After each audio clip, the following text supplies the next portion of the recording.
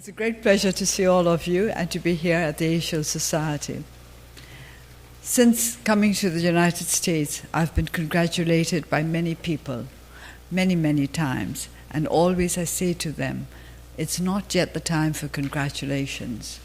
We have just got to the beginning of the road, and there's a long way to go before we can claim that we have the right to be congratulated. The long road that we're going to start on is the democratization of our country. This is beginning only now. Many people think that this started in 2010 when the so-called civilian government came into power. But I do not know whether many of you are aware of the fact that 80% of the members of the government then were retired members of the military. And so it was really still military rule in effect. And of course, there's a constitution that provides the military with a very special role in the political process of the country. I won't go into the details of it now. If you're really interested in Burma, you can read the constitution. And that will show how interested you really are. But this is one of the challenges. And we contested our the by-elections of 2012 on 3 issues. We promised that if we were elected, we would try. We only give promises that we think we can give. We don't believe that giving promises easily and then saying, sorry, it was too difficult, is the way we should go about trying to rehabilitate our country. So we said that we would try. What we would try to do would be to amend the constitution, to bring internal peace, and also to establish rule of law. These 3 are connected and very necessary. We need peace in our country. We have had armed conflict in our country from the very day it became independent on the 4th of January 1948. A group of one of our ethnic groups, the Karen, rose up in rebellion on the very day we achieved independence. And since then, there have been many more rebellions. When I was a child, the expression multicolored insurgents was well known to all of us, because there were the red communists, there were the white communists, there were it was also varied. And we took it for granted that this was how it was. Of course, this is not how it is in other countries, not in all countries. There are countries almost as bad as ours, which have not yet known peace, which have known nothing but conflict and internal dissension. We are now at a time, at a juncture of our history where we have the opportunity to put an end to internal conflict. This is why we have given great importance to the peace process that started some time back, and I am very happy to give the credit to the previous administration. They started the peace process. They started negotiating with various ethnic groups with regard to a national ceasefire arrangement. Now, this has not been completed. There were 16 groups which had been involved in the negotiations with regard to the ceasefire agreement, but only 14 signed the agreement. Only 8 signed the agreement, so there were 8 left. Now there are 3 other little groups which have emerged since then, and these are linked to the 8 who have not yet signed the NCA. And unless we can get all of them to sign, it will be difficult for us to claim that we have been able to achieve peace throughout our land. So the our Union Peace Conference started on the 31st of August this year, that is to say, just about not quite a month ago. When we declared that we would be holding the opening ceremony of our peace conference on the 31st of August, there were those who said it was too early. I disagreed with that. I think it was in fact too late. We should have had a peace process, a peace conference many, many decades back. Then our country would have suffered so much less. Without unity, it is difficult for a country to maintain its position of success in any field. At one time, some of you may know, we were considered the nation most likely to succeed in Southeast Asia, but we were not able to maintain this position of success for political reasons, not for economic reasons. This is something of which I have to remind many people, because the perception nowadays is that strengthen the economy and everything will go well. It's the economy that matters. If your people are rich, if they're materially well off, you will not have any problems in any areas. Now, if this were true, you would have no problems in the United States at all. And so you will understand that there are other issues than economic ones. And for us, that is peace. We lost our democratic governance in 1969, not because of economic problems, but for political reasons. Now, I will not go into the details of that now. It's a whole subject in itself and very interesting, but it will divert me from what I've been asked to talk about, which is now. People ask me to make speeches, and they usually tell me what they want me to talk about. As a good guest, I feel that I'm bound to oblige them in some way or the other, although I do manage to weave in what I want to say as well. So now we have been elected to government. We who were the opposition for nearly 30 years.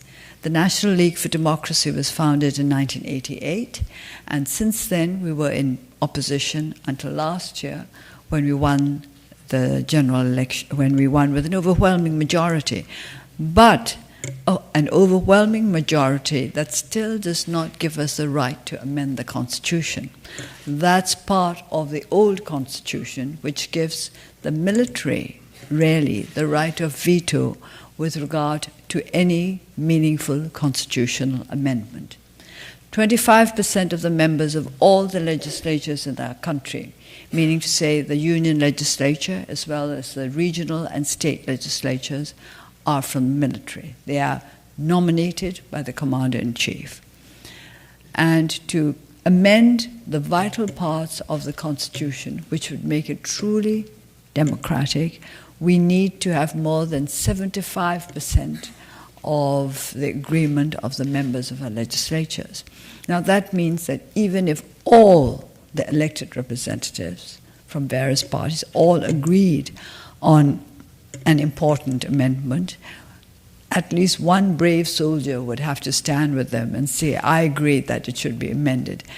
And I'm sure our soldiers are very brave on the battlefield, but when it comes to the legislature, they vote as they're ordered to vote. I think General David Petraeus is somewhere in the audience. And I suppose he would say that it is the duty of soldiers to obey the commanders, and I agree with that. I've often said that if they were not so, what would happen if the commander says, now get into your battle stations or whatever you call them, and we are all going to go into battle at 8:30 this morning. And it wouldn't do if soldiers were to say, now wait a minute, I haven't yet seen my mother. And I've got to get home and ask her whether she thinks it's a good idea. It doesn't. Armies cannot work like that. So I'm perfectly in agreement that the commander should be obeyed.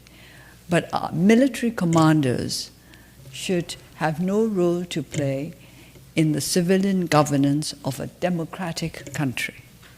And what we want is a truly democratic country. I value our military for many reasons, not the least important of which is that it was founded by my father. It was founded by my father to fight for the independence of the nation and to protect the freedom of the people.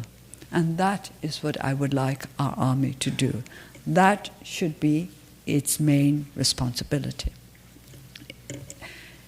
We have to amend the Constitution. That is one of the reasons why we contested the by-elections in 2012. We want it made clear to our people that there was a need to amend the Constitution. And we wanted rule of law because we think that rule of law is necessary if we truly wanted a democratic society. When I was in the legislature, a few months ago, I met a group of law students and I asked them, what are laws for? And they looked at each other and thought for a bit. And one of them said, to punish wrongdoers. And the others all agreed. And I was rather taken aback. I said, no, from my point of view, laws are there to make sure that we all live together in harmony and in security. That is what laws are meant to do, not just to punish wrongdoers. But this is one of the reasons why we put rule of law at the top of our priority when we contested the elections, the by-elections of 2012. Our people needed to understand what laws were for and what laws can do for us who are individuals seeking to be part of a society that will respect our rights and also encourage us to bear our own responsibilities. And of course, we talked about the need for permanent peace, for an end to internal conflict, because unless a country is at peace, we will not be able to progress in the long run. In the short run, we may be able to achieve small economic miracles, but we will not be able to maintain those if there is no peace in the country. So we want peace, we want development. These two are linked one to the other. But peace is something that our people have been longing for a long time. And also, they want lives that are secure materially as well as politically and socially. So we have to develop our country as well. There is so much that needs to be done. The National League for Democracy has never promised the people what we do not think we will be able to deliver. So when we contested the elections last year, we said we would work towards certain goals, we would do our best, but we would not give rash promises. We could not guarantee that we would be able to make the country prosperous and peaceful within a short period of time. But that is what we will start out to do as soon as we were able to form an administration.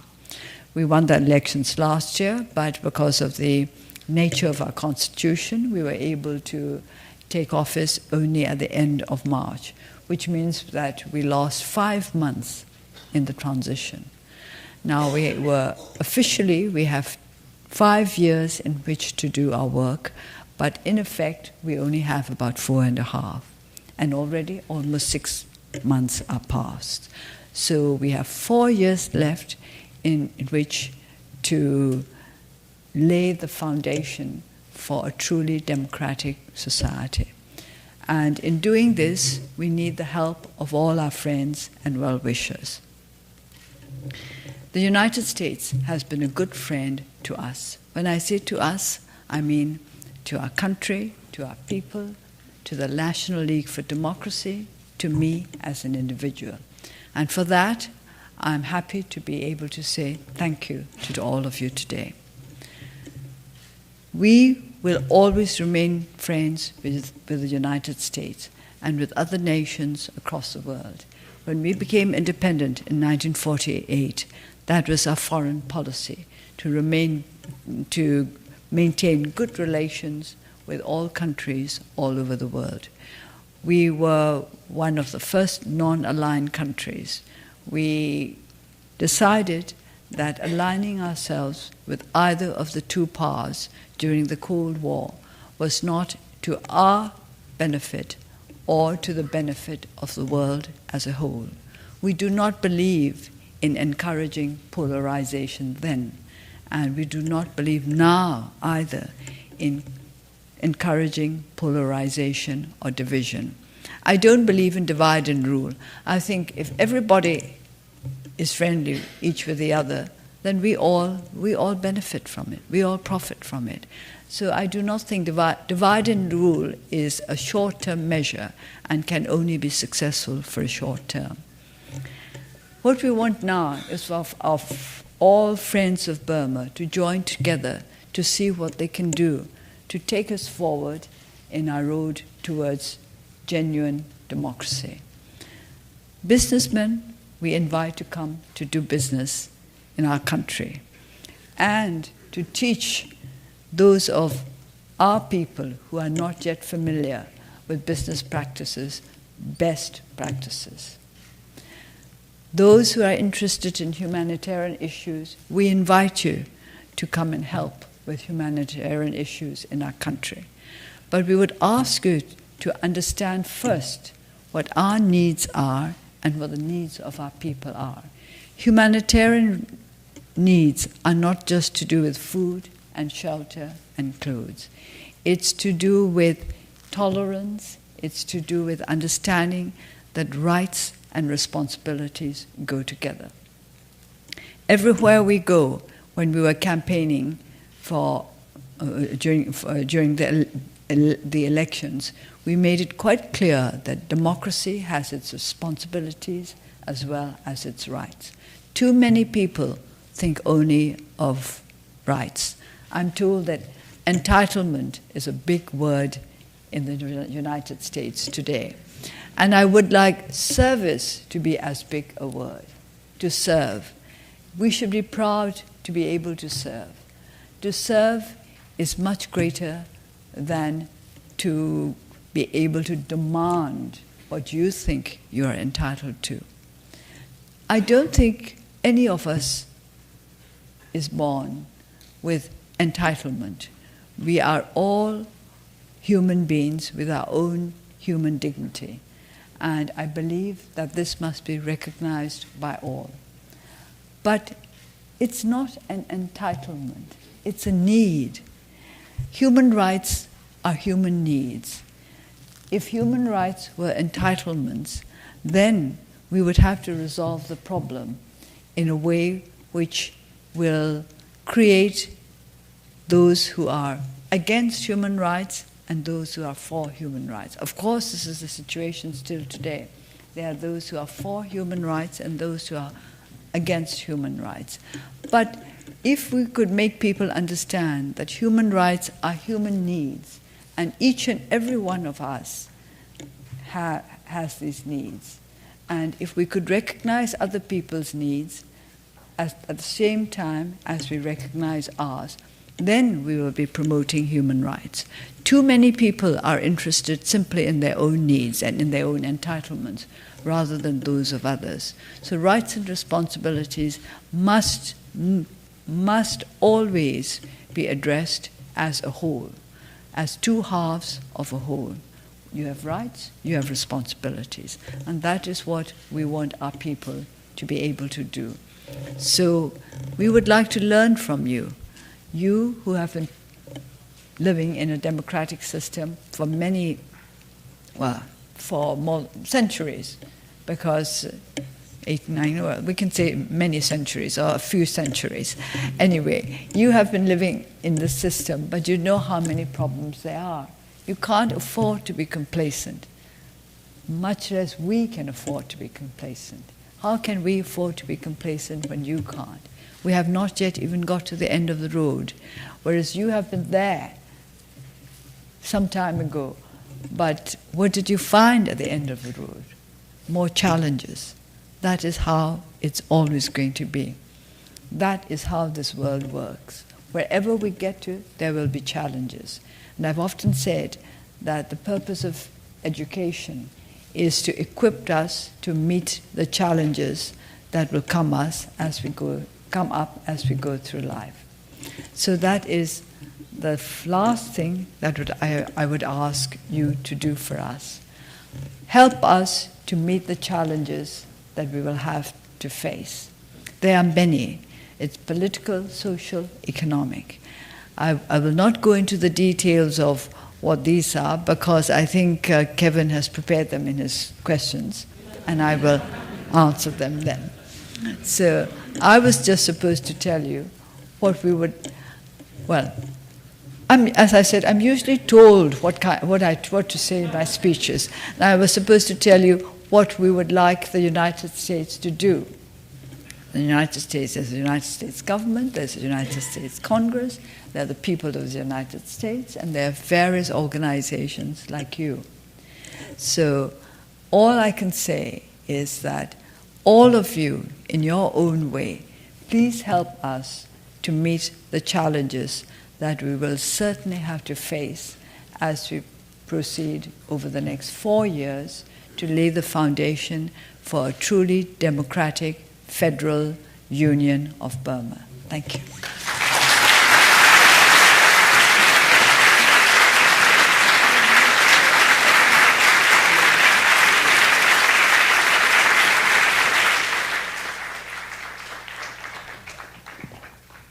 Well, State Councillor, I'm now totally intimidated. You've told me that I've told you what to say in your speech. And that He didn't tell me what to say. To somebody else who said that. That's a trick among politicians. We don't reveal that publicly, you know that. And you said I had a wad of questions for you. But I listened very carefully to your comments, and a lot of your remarks were focused on the transition to a full democracy. And you said very eloquently and clearly that there is no room for the military within a civilian democracy. I didn't say there was no room for them. They've got their own room.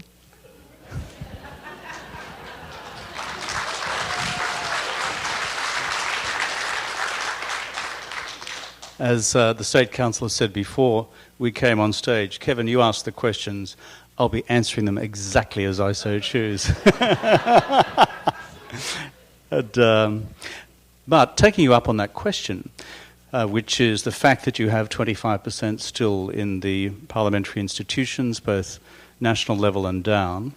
And when I visited you first in Yangon in 2011, it was 80%. Back then, 80%. The positions in the National Assembly were 80% military. No, 25%. Back then? Oh, you mean the elected seats? Yeah. Well, they were ex-military. Yes. Ex-military. The USDP party was the majority party. And, of course, all the leaders of the USDP were retired generals, or perhaps they were brigadiers, but anyway, retired army officers. And many of the MPs elected under the badge of the USDP were retired military officers. And so when I look at your future transition to, let's call it full democratic institutions without a mandatory occupation of a certain number of seats by the military, how do you see that unfolding over time? There were comments reported recently by the head of the Burmese military saying it may take 5 to 10 years. How do you see this unfolding? Well, I don't believe in astrology, so I can't predict. I can't say this is going to happen in 5 years or 10 years. But neither can he, I don't think. In the end, it will be up to the people. And, of course, we have to do a lot of the work. We have to convince the people of the need for change. And by the people, I mean members of the military as well, because they are part of our country. They are also our citizens. And we want to make them understand, we want to convince them that this change is necessary for the whole country, including members of the military. a professional army that is loved and respected by the people is worth far, far more than an army that has political powers not in line with the aspirations of the people. When I last visited you, which was just last year, and before these extraordinary elections, and watching you on the campaign trail was a sight for sore eyes for the international community.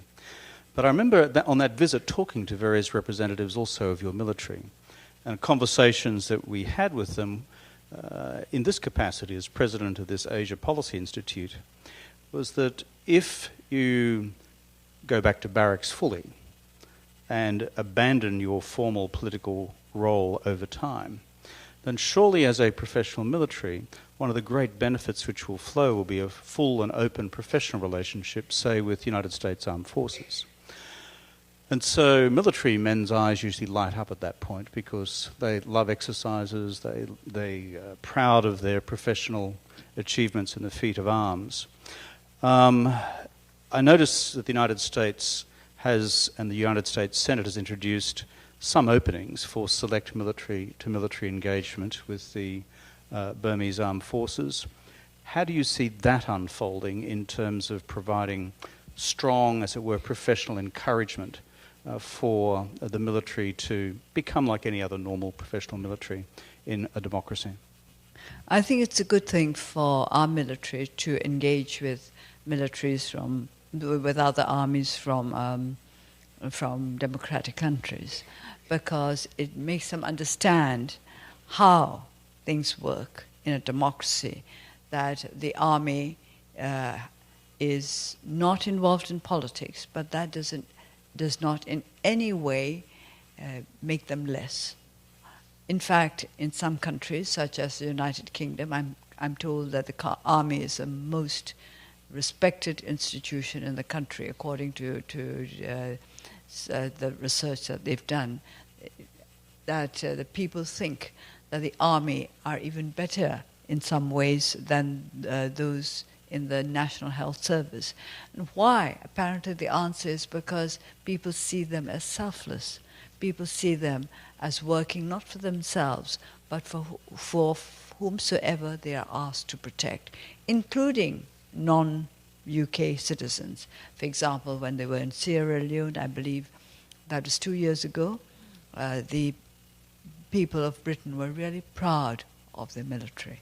They thought that the soldiers were so good and so selfless and so prepared to protect human life and human well-being. So I want our army, our military, to associate more with military personnel from other countries. So I think we should begin in that way by introducing them to the values of democratic armies. So there's a new job for General Petraeus, who you mentioned before. David, we send you as a special envoy of the Asia Society to work there on this new role for the Burmese I'll tell military. him what to say.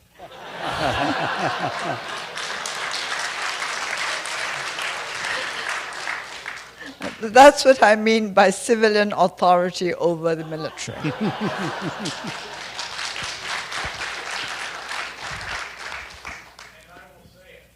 Thank you. That shows you're a good general. I do like the way in this country, because I'm a foreigner living here in the United States, that our servicemen routinely refer to the Commander-in-Chief, the President, the highest occupant of the I like civilian that office. very much. Let's look at the peace process, which you've referred to in your remarks. You haven't been in office long as a government. The process has begun. You've referred to and acknowledged graciously, I think, the work begun under your predecessor, President Thein Sein.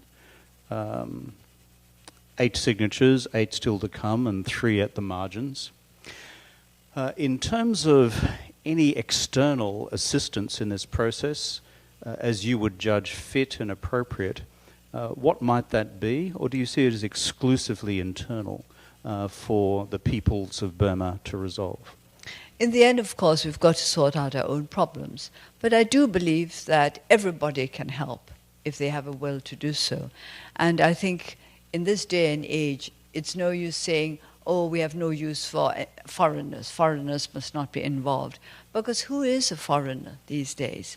People are in and out of every country. You talk about globalization when you want something from the international community, and then when you don't want them to point out that perhaps you're not doing things right, then you say, well, don't come and interfere in our domestic problems.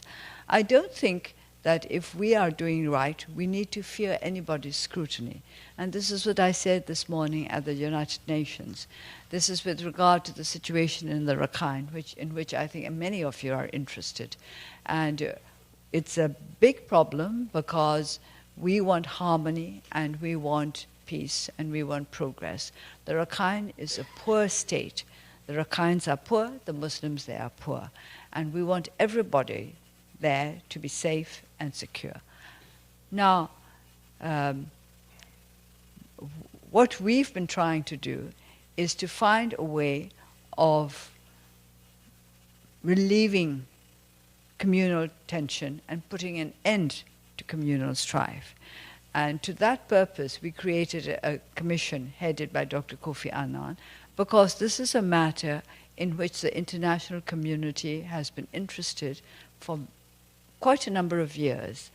It became an issue that was discussed in the United Nations as long ago as 2010.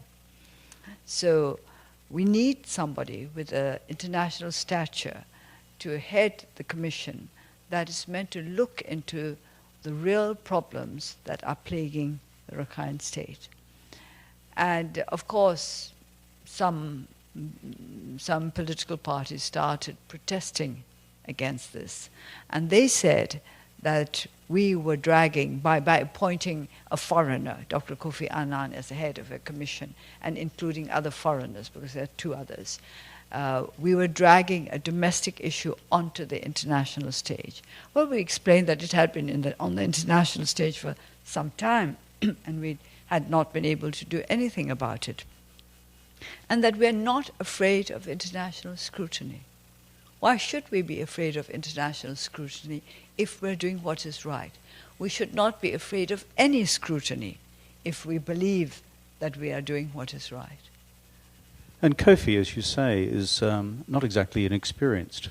He's a person with phenomenal experience. And it's not unique for a country to invite someone internationally to work on a particular problem at home. On the rest of the peace process within your country, I noticed at the Panglong conference that you had, the groundbreaking peace negotiations, which commenced not long ago. China also had a role there as a mediator, I presume, in relation to a particular part of the overall domestic disputes and border-related disputes in Burma. I'm not quite sure what you mean by saying a role as a mediator, because I don't think we have this role for anybody except members of the National Reconciliation and Peace Center. Well, let me put it more broadly. In terms of international help, can the Chinese be of help? Yeah. Everybody can be of help. It's not just the Chinese, and we can welcome help from anybody who is in a position to promote peace in our country, from the Chinese, from the Australians, from the Americans, whoever is interested in truly promoting peace in our country. Because there are some groups which are not really interested in peace. They are only interested in their influence with regard to the peace process. On the broader relationship with your neighbours, and I'll pursue just for a moment, let's say the economic relationship with a very large neighbour, China, an economy which affects, frankly, most economies represented in this room. Certainly for my country, Australia, it's our largest economic partner. Going back to well before you were formally in office, in 2011, we had the suspension of that very large dam project, the Maitsone Dam, I think, if my pronunciation is vaguely correct. which is... Yes, it's, your pronunciation is very bad. Yeah, thank you.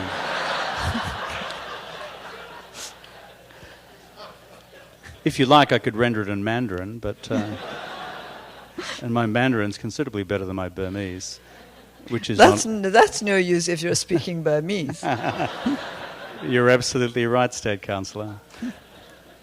By the way, after you've studied Chinese, your head's full. You just don't go on to other languages. It's gone. On that dam project, though, which has achieved quite a bit of international publicity, and I see that there are negotiations that you've been having about taking the project forward again with the Chinese. How is all that going? Because it has been a prominent international matter which the international community has looked at. We have established a commission to look into this, and this commission is made of experts. It's headed by the Deputy Speaker of our lower house, who is a Kachin, and of course, as those who have been following the dam negotiations will know that it was going to be situated in the Kachin state. So he heads the commission, and there are many experts. There are experts on the environment, on water management, on engineering, various aspects of the Myitsone project, and they will all. Well, I'm not a member of the commission. They will be looking into this matter. Then we have experts on contracts, on social impact on the environment, etc. Many issues which need to be addressed, and they will look into this matter, and they will come up with a report, and we will be guided by the report of this commission. Well, that sounds like a sound process, looking at all dimensions of what, certainly in my experience at dam projects, are multifaceted, multi-community impacts, etc.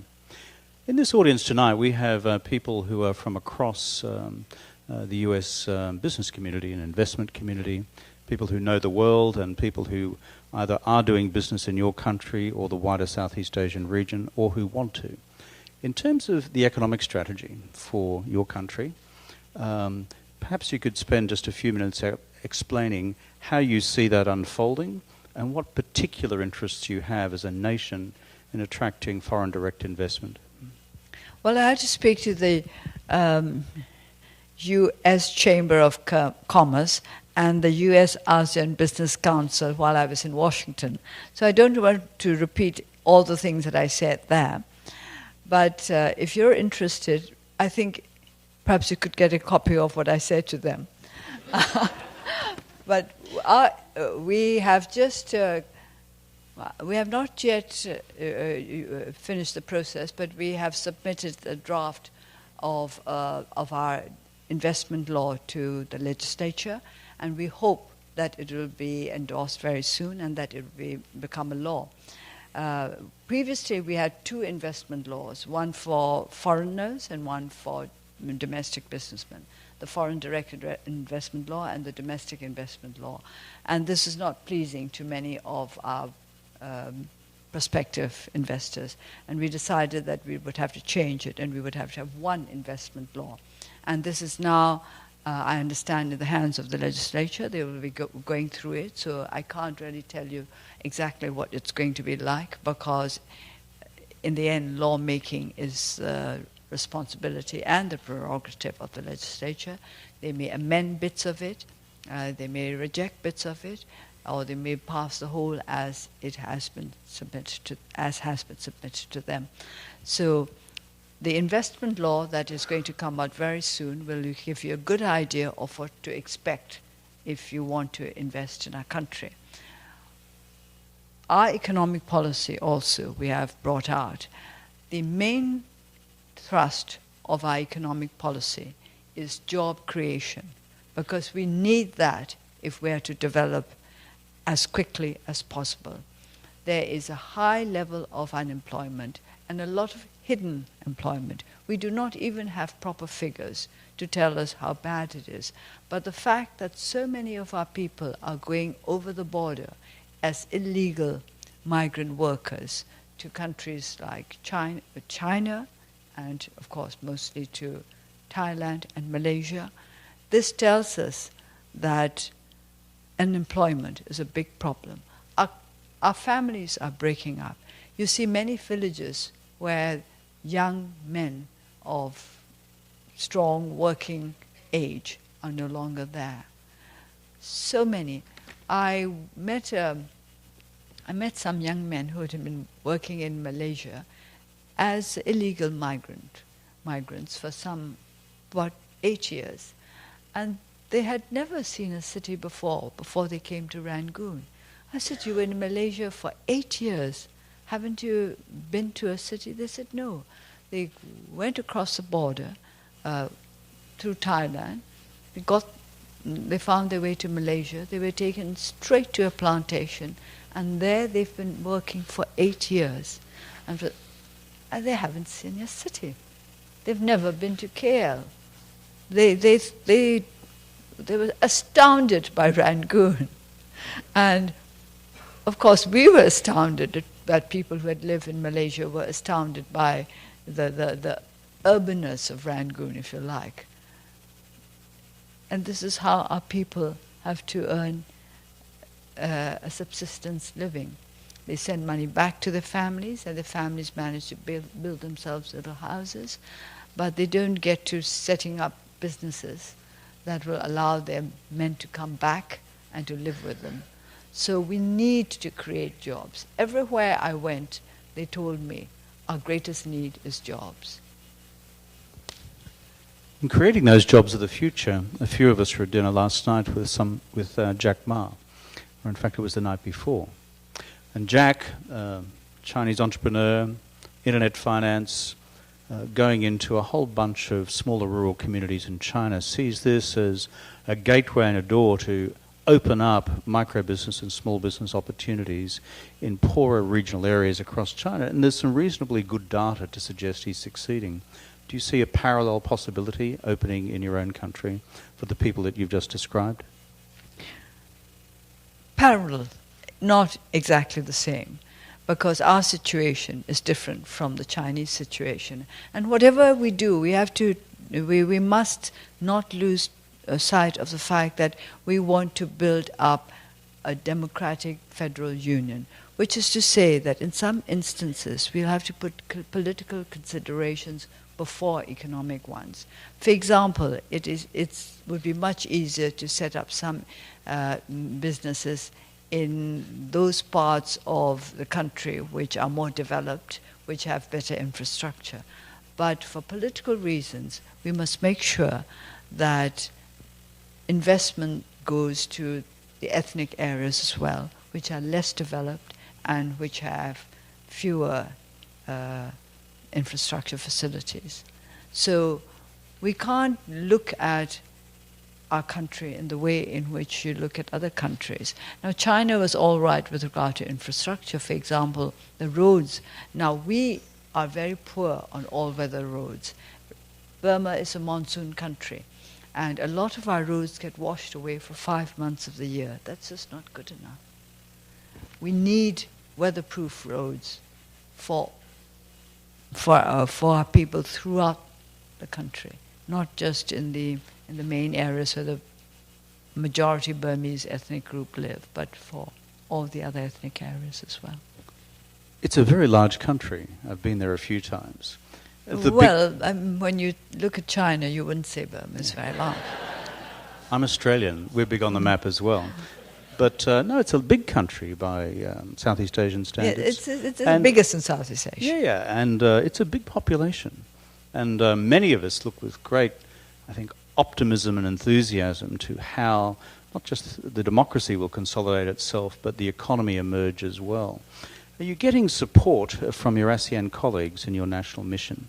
ASEAN's been part and parcel of the building of a regional economy. Is that network of relationships helping you in your economic task? We have good relations with our ASEAN neighbours. I was in Thailand recently, and we had very good discussions with regard to the problem of our workers there.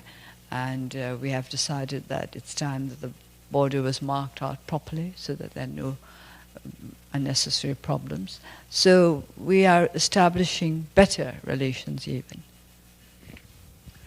Well, I think the remarkable history of ASEAN as I've seen it is a bunch of countries who 30 or 40 years ago were at each other's throats, now working extraordinarily cohesively together. Oh, were we at each other's throats? I wasn't aware of that.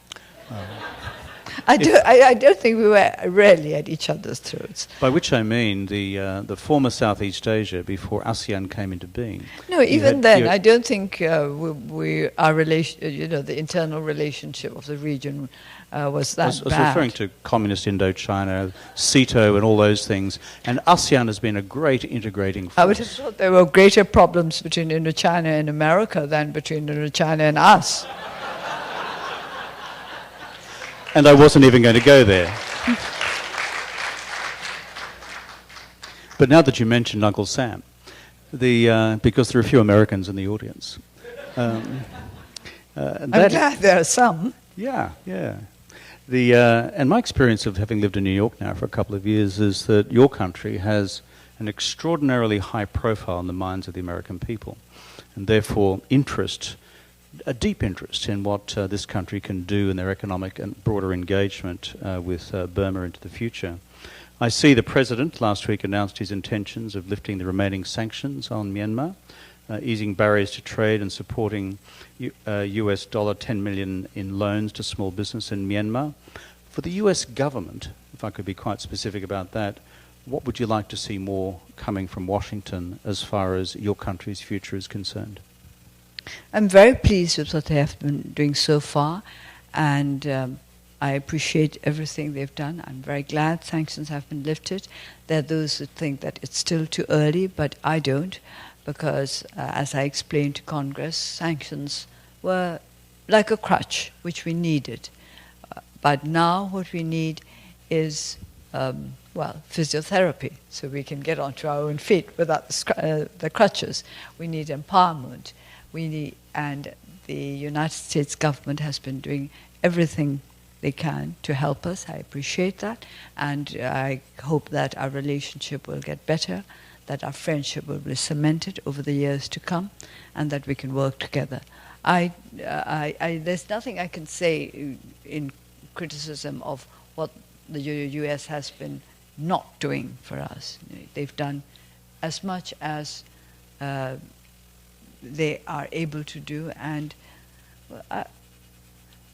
I believe in gratitude.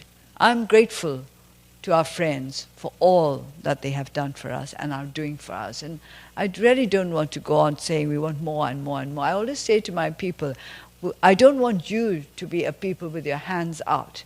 I want you to be a people who appreciate what's given to you, but you take it in order to make yourself strong enough not to need help in the future.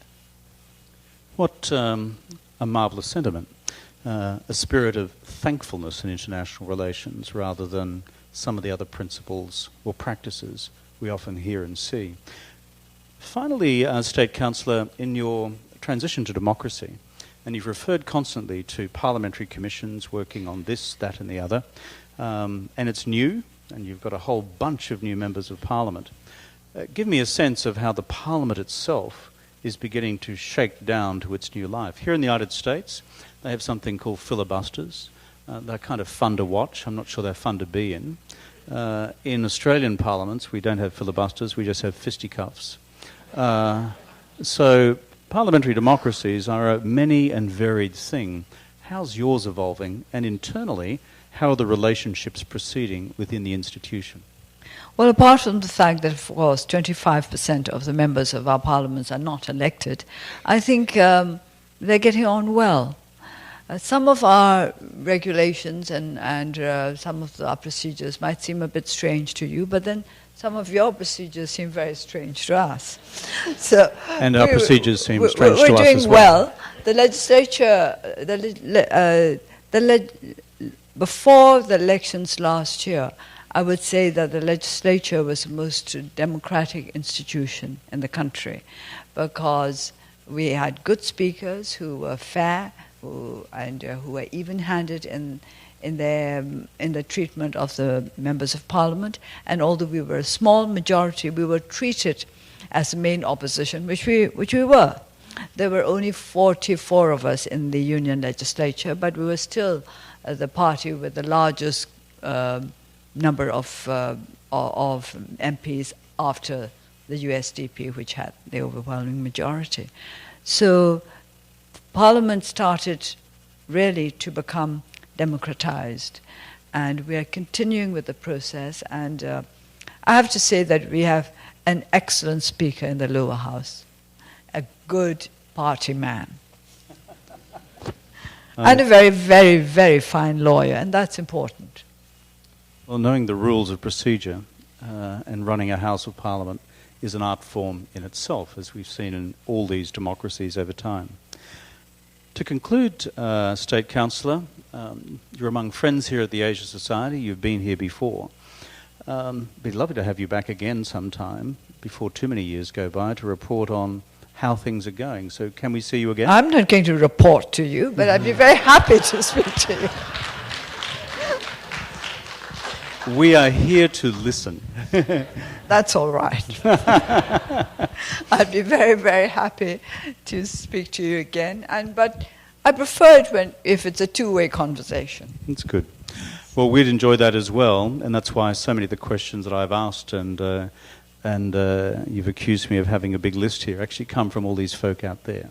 So I've sought to do so representing their interests as well. It's wonderful to see you.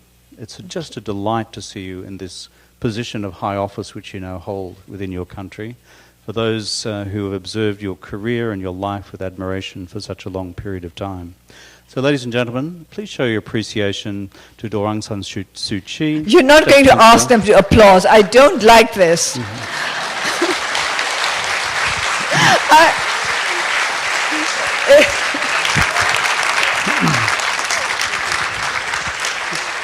It's your right to decide whether you want to applaud or not.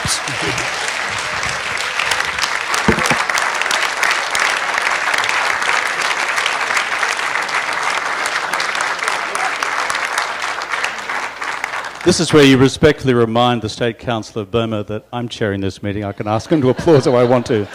It's great to have you. It's great to have you. That's not democratic. You decide whether you want to applaud or not. Who wanted to applaud?